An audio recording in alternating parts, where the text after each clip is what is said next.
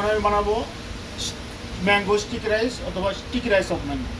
ওকে, প্রথমে ম্যাঙ্গোটা চামড়াটা ক্লিন করতে হবে।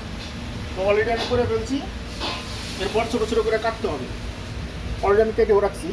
And the one is sweet rice or sticky rice. এর সাথে আছে কোকোনাট মিল্ক অ্যান্ড চিনি মিক্সড করা, গরম করা দিয়ে মিশেছি আর কি। এবার ম্যাঙ্গোটা আমি পাশ দিয়ে দিব। এটা আগে প্লেটে দিয়ে রাখলে সুন্দর হয়।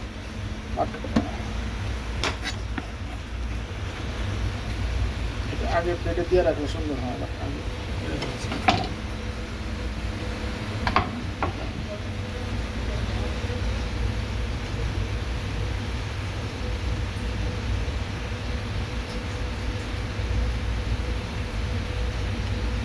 এই